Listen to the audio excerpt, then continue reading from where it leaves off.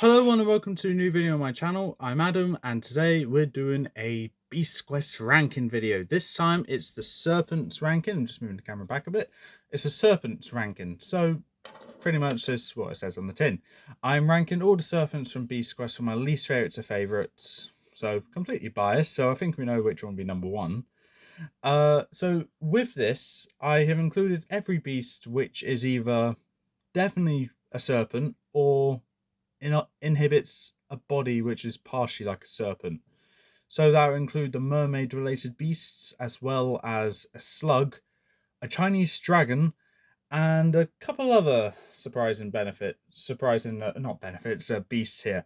But they all fit into the serpent-like category, and I'm aware serpents don't traditionally have arms or legs, but then that just narrows it down to snake-like beasts, which I'm not objecting to, by the way.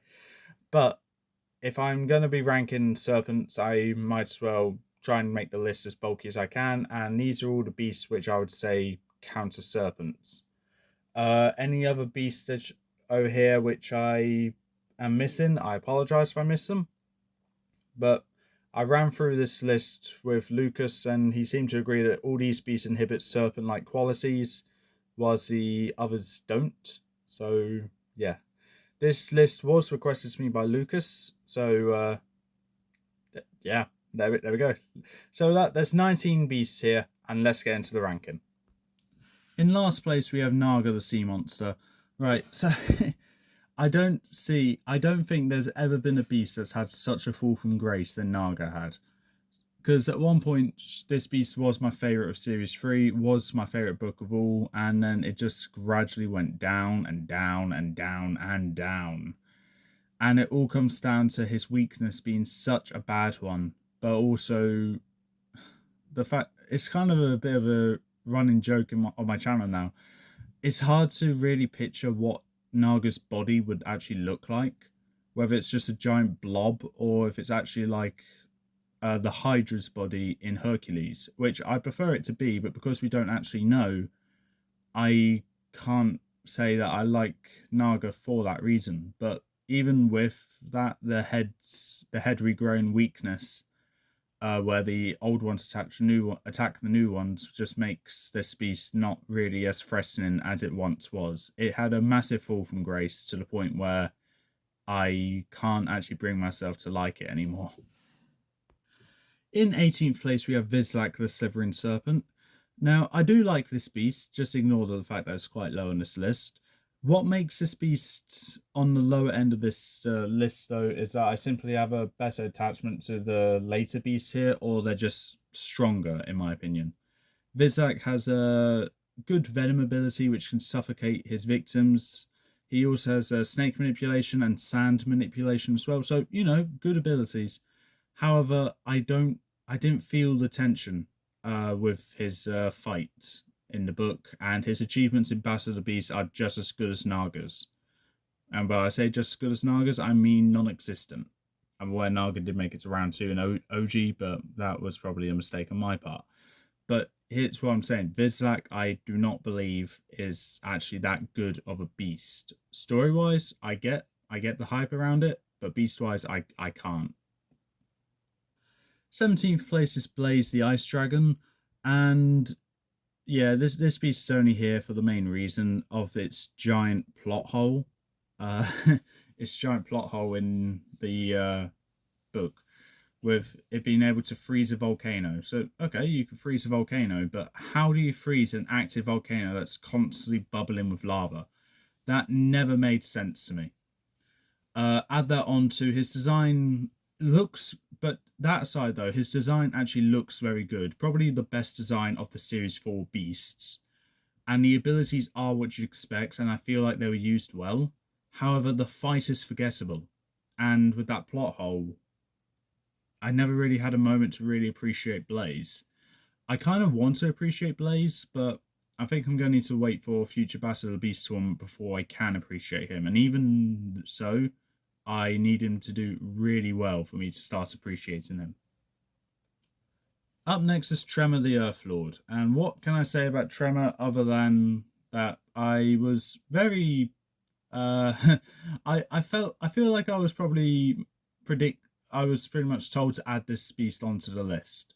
Whilst this beast is nowhere near a serpent, he does have a long tail, like long serpent-like tail. So I kind of see why he should be on here, but I probably think that he shouldn't be on here because he's a slug. Slugs have tails. But okay, I'll add him on there just to keep the peace. But yeah, Tremor, in my opinion, is just an okay beast. I do see the intimidation factor. However, I feel that the beast was a little underwhelming in the book, fight-wise and abilities-wise. Whilst the abilities were alright, they weren't great. And the fight was kind of rushed just to insert a plot twist for the story. As a beast viewer, not really a good thing to see. But if I was a story reviewer, I would be like, oh, this beast is fantastic. In 15th place, we have Sepron the Sea Serpent. So with Sepron, his design is simple, but looks quite nice. And his abilities are what you'd expect, and I feel they were used quite well. His fight is a little underwhelming because Sepron is tethered to one part of the ocean with the chain, but I feel it was still a good fight, though. I still have appreciation for this beast. And one more thing to add on regarding Sepron is that I actually like his future appearances in the series, with Zephyr, Naga, Balisk, probably another water beast which I'm forgetting about, Voltrex. There we go. So yeah, Sepron has had multiple future appearances, and most of them are fantastic. So that's why I have Sepron up this high. However, like with Blaze, Vislak, and Naga, his achievements in Battle of the Beast are very few, and that's what I can really say about Sepron as to why he's this low on the list. Up next, we have Pirano the Water Dragon, and what part of this makes this beast serpent-like is the tail and most of the body, just ignoring the extra limbs. I personally don't see it, but hey, I'll happily add Pirano to the list. I do think he's an interesting design. However, his abilities are underwhelming to the point where it's pretty much what you'd expect. He does have flight, but as I've mentioned in my beast review, this is with Netherworld magic. So whether he can actually fly without Netherworld magic is unknown. And his fight was alright, foreshadowed very well, but so were the other fights in this series where the ending was foreshadowed. I do think it was done well though. However, there are more standout beasts from Series 31 when it comes to their fight, abilities, and design. So Pirano, whilst I like the design, I can't actually say it's a great design anymore. I can't say its abilities are great because I never did. And I can't say its fight was the best one because it's not. So, yeah, Pirano has had a very quick fall from grace where I've spoken quite highly of him in my beast review where he was my second favourite, and now he's moved down to probably the same level as Petrock. I don't know if I'm going to have Pirano be worse than Petrock, but at this point, I think it might actually happen, which scares me because I'm actually putting a Monkey Beast on in an opinion, not the worst of their series. Damn. But yeah, Pirano, in my opinion, very underwhelming and a bit of a disappointment for what was quite a good series, being Series 31. In 13th place, we have Falkor the Coiled Terror. And what makes this beast towards the middle of this list is his design. I love the colour combination of red and black. That is what I wear pretty much every day. His fight, I feel, was very good as well. I did enjoy the fight, very tense filled and all that. However, the abilities are what draws him back, and that is because of his acid being just his saliva. So yeah, it just drips on his fangs and it just seeps into his victims, which is good, but I would have wanted to see a bit more. So a bit disappointed there and felt a bit ripped off considering we had acid-related beasts which can full on spit acid out of their mouths. We had one after this special which can send acid out from his frills, so on and so forth. We had tons of acid beasts, all done very well, and then Falkor. Yeah. bit of disappointment, but his fight makes up for it. And his design, as I said, is one of my favorites when it comes to snakes. So yeah, not bad.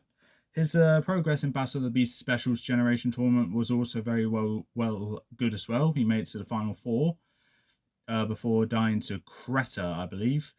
And yeah, in all generation, he died in round 3, I believe. So just missed out on the top 20, but not actually that bad to make it that far in a tournament where there was many beasts. So you know what, I'll give Falkor that. He has had some great progress in Battle of the Beasts. In 12th place we have Selkara, Monster of the Depths. And what I can say about Selkara is that this beast is definitely the strongest of Series 30. And I feel it's the beast that can best hold her own when it comes to defending herself. And even when she's not on land, she can defend herself very well with her 4 mighty arms, all just as strong as each other. Great. She can use her tail as well as a whip, so that's 5 limbs you need to get through just even touch her. And yeah, I think Selkara is definitely the strongest of all the mermaid beasts as well, but she is also my least favorite, and that's because the other beasts have a gimmick to them which makes them stand out to me, which makes Selkara the worst mermaid beast, but still a great one in my opinion. In 11th place is conveniently the beast from Series 11, Serpio the Slithering Shadow. So yeah, I do actually like Serpio. I do think Serpio is one of the few shining stars of the Series 11 roster of beasts. And that comes down to his abilities being not very disappointing compared to the other ones, his fight being one of the better ones in a mine shaft, and his design looking intimidating and very obvious that is a link to Arcta with the one eye and such. I do also need to say his progress in Battle of the Beast old generation, he did very well. He made it to round 4 before dying. And in the all generation series, I believe he died in round 2, but he died to a worthy opponent. So yeah, he's had one good run in Battle of the Beast, one okay run in Battle of the Beast. But what puts him higher than the others is that I actually like using this beast in Battle of the Beast, where he has a gimmick ability which I love using, and he is known for one particular victory which is a bit controversial, which I'm not going to go into, but Battle of the Beast is the main reason why he's in 11th place for me. Kicking off the top 10, we have Nersepha the Cursed Siren. And yeah, it's obvious that I like this beast. This beast is, in my opinion, the most creepiest design with the everything going on there. The red steel sword, the long winding body, and of course, that. I do think this beast is a very intimidating design, one of the most intimidating beasts in my opinion, and also one of the only ones on this list that actually has a job. And that's what I like most about Nersepha. She has a job where she defends the ships of Makai ready for the invasion of Avantia, which I think was done very well. I do like her dedication though, full on leaving the water to just go after Tom and Eleanor. I think was really shows how dedicated this beast is to what she does, and that's what boosts her to be one of the better mermaid. Well, the second best mermaid beast. In 9th place, we have Spikefin the Water King, and what makes this beast the best mermaid beast in my opinion is his fights. His design is good, but not as good as Nersepha in my opinion. His abilities are on par with Nersepha, but instead of a sword being part of him, he has a trident. And his fight, though, I think was better, because whilst he didn't actually leave the water willingly, he did, however, fight Tom inside of a sinking house, which I thought is very good, and it's a very closed in space for fights, which I thought was done very well. And that's what I like most about Spikefin, because his fight was so intense, despite being in such a claustrophobic area. In 8th place, we have Glaki, Spear of the Depths. So at this point, we're at a part of the list where we have 3 beasts from newer seasons back to back with each other, who all have a serpent-like beast, and Glaki is the Series 25 representative. And that is, of course, due to him being an eel. Eel are pretty much water like Serpent. So, yeah, okay, I'll give him that.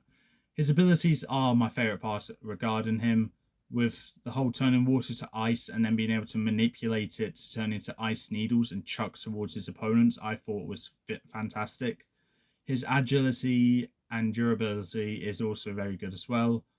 I can go on and on about this beast, but whilst it's not the best of Series 25, I do see it as a very worthy second best beast, but I do understand why some people may not think it's the best, or why some people may think it's the worst. But personally, that honor goes to a quarter, but I do also understand why maybe Diprox.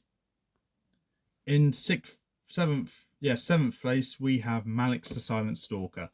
And okay, straight up, Mallix has the better Hydra-related ability with regrowing heads because they don't attack each other. But he also has other very overpowered abilities. You know, the durability, the agility. But my personal favorite is that he's able to shoot wood encasing venom from his fangs, which can trap his victims in wood, in which he can kill them there or let them suffocate, which I think is scary powerful. And his fight pretty much had Mallix taking himself out because there's no way Tom could actually beat this beast without having Mallix take himself out. So it was a case of too many heads got in the way, and that's what ended him, which I thought was actually very good, and the weakness for Hydra that I think should be exploited. Although there have been, in other forms of media, ways in which other Hydras have been defeated, which is also a way to show it. But I think Mallix just being defeated in that way, where he took himself out, I think was quite a good idea. And that's what I like most about Mallix. But he's not the best when it comes to newer generation Serpent beasts. And the next beast I'm going to reveal, which in the series right after him, doesn't even have that title either. In sixth place, we have Gargantua the Silent Assassin. And quite frankly, this was the big bad of Series 27. Some people say Caradin, but I'm going to say Gargantua. Gargantua was the puppet master behind the whole thing, and she was incredible. Her design may look a bit boring, but it's still very good and very well detailed regardless. Her abilities are the best part about her, especially her incredible persuasiveness. I do like the other abilities she has. I believe she also has an acid-related ability as well. Don't hold me to that, but I do think she does, which just makes her even more awesome. And her fight was incredible, bringing Epos into it, and also having it end the way it did. I thought was very well done and honestly incredible. This beast is definitely one of the best Serpent beasts there are. However, due to personal reasons, there are 5 more which I think are better, and that is entirely my opinion. But I do understand why some people will have this be the best Serpent. In 5th place, we have Balisk the Water Snake. In my opinion, one of, if not the most underrated beast of Beast Quest. And I will take that to my grave. Balisk, I do understand why it may not be everyone's favourite beast of Series 8, but to me, it is always going to be my favourite. And that comes down to his abilities being very good, his fight also being incredible, but his design looks so intimidating and sleek, which I didn't think was possible for a combination, but hey, it happened. I do think this beast got the shaft when it came to what Sampaio says about him, but also in Battle of the Beast as well. I didn't, when I read this book the first time, I didn't expect him to do as well as he did. But then when he took part in Battle of the Beasts, especially the old generation tournament, he made it further than what I thought he would. Then I was like, oh, okay, this beast actually seems to be quite good. In all generation, I was expecting the same thing, and was he didn't make it as far to be considered good, impressive, it was still quite good in my opinion. So Balisk, I think, does deserve a lot more recognition, and I will keep preaching about that every time I talk about him. In 4th place, we have Ellik the Lightning Horror. And what makes Ellik one of the better serpent-like beasts, despite being eel, is ultimately her abilities being incredible, very overpowered, with the godlike powers of 4, although you need to get struck by lightning before shooting lightning. That's fine, don't worry. Her fight was also quite good as well in a very confined area, and her design is incredible and intimidating at the same time.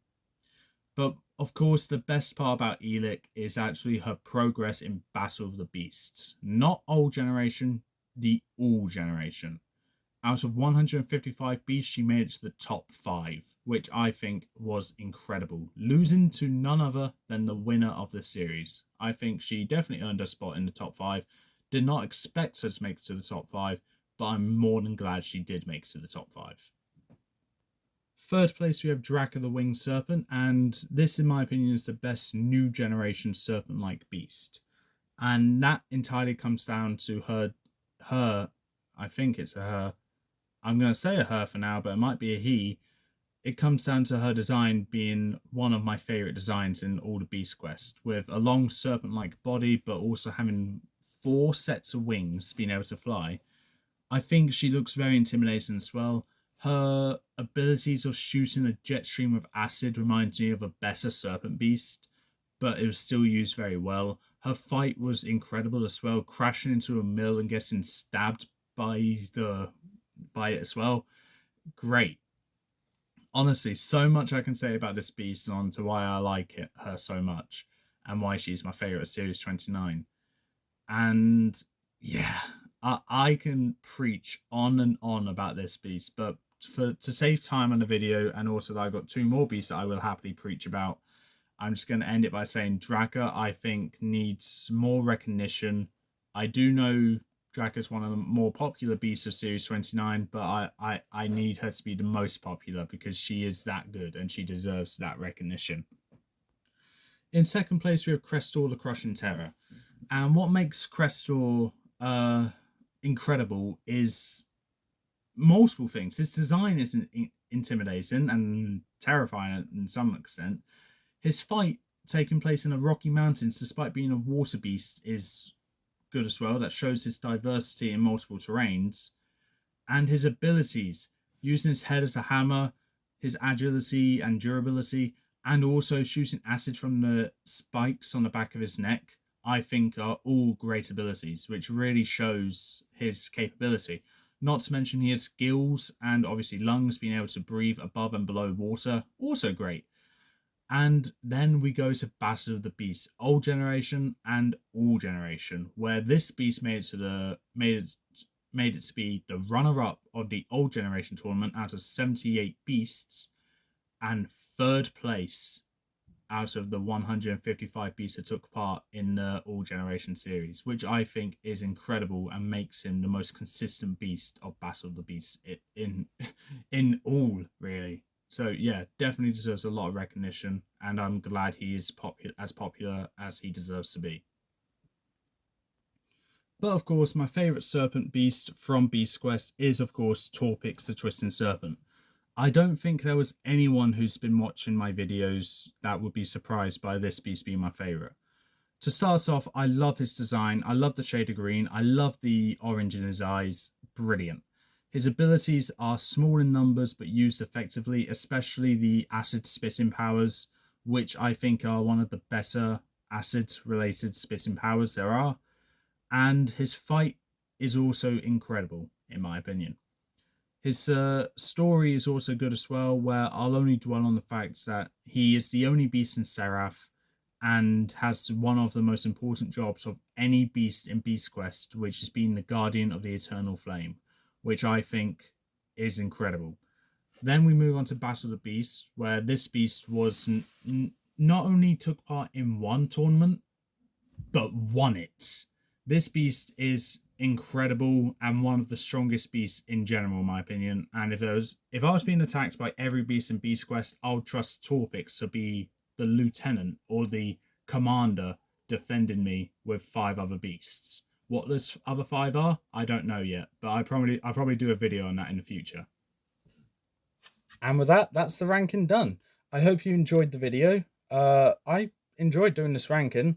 I did think it was a good one. Got to really know my opinion on the serpent-like beasts, with, of course, my favourite being this one. And if you also have been watching this channel a lot, you'll know this one was going to be my second favourite. So my top 2 were predictable, maybe top 3.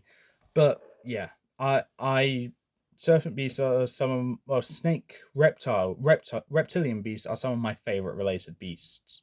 So to know that my top three are all reptiles, it's no coincidence. Reptiles are some of my favorite beasts, along with insects, and yeah, it's just the creative aspects they have. Even though some probably aren't as creative as others, I do believe they're executed well, which makes them a great beast. So yeah, I will preach about insects and reptile related beasts all day. But with that, that's all for this time. If you like what you saw, leave a like, leave a comment, don't forget to subscribe. I'm going to skip the notification bell part in future videos now. And with that, I'll see you next time.